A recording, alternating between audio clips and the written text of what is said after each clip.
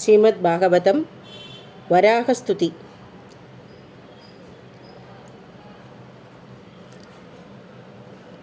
तृतीयो स्कन्धः अद त्रयोदशोऽध्यायः।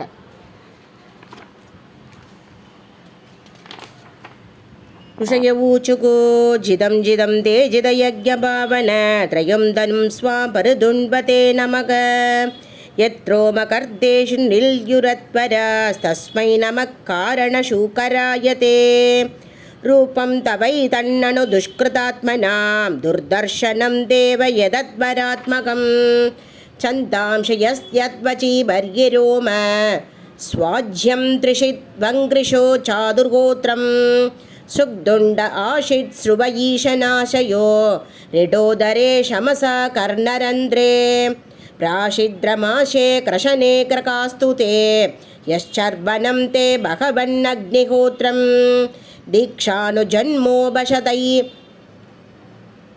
शिरोदरं त्वं प्रायणीयोदयनीयदंशक जिह्वा प्रवर्ग्यस्तव शीर्षकं क्रदो सप्यावशत्यं शिदयो अशबोहिते सोमस्तुरेद सवनान्यवस्थितिः संस्थाविभेदास्तव देवदातवग शत्राणि सर्वाणि शरीरशन्दिगे तं सर्वयज्ञक्रतुरिष्टिबन्धनग नमो नमस्ते अखिलमन्त्रदेवता द्रव्याय सर्वक्रतवे क्रयात्मने वैराग्यभक्त्यात्मजयानुभावित ज्ञानाय विद्यागुरवे नमो नमः दंशाग्रगोत्या भगवंस्त्वया धृता विराजते भूधरभूसभूधरा यदा वनान्नी शरदो दता धृता मदङ्गजेन्द्रस्य सभद्रपद्मिनी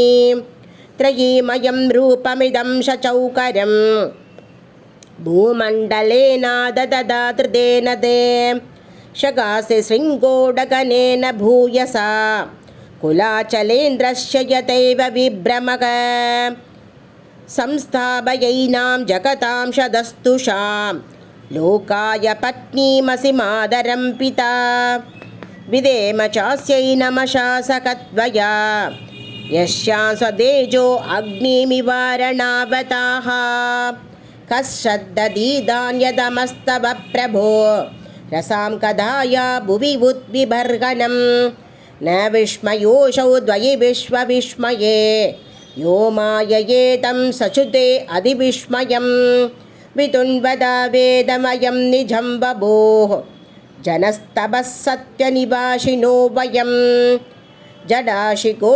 धूतशिवाम्बुबिन्दुभिर्विजृम्यमाना वृषमीशभाविताः स वै पदपृष्ठमधिस्तवक्षते यः कर्मणा भारमभारकर्मणः यद्योगमाया गुणयोगमोगितं विश्वं समस्तं भगवन् विदेहिशं श्रीहरये नमः श्रीहरये नमः श्रीहरये नमः। गोपिका जीवनस्मरणं गोविन्दा गोविन्द। सद्गुरुनाथ महाराज की जय।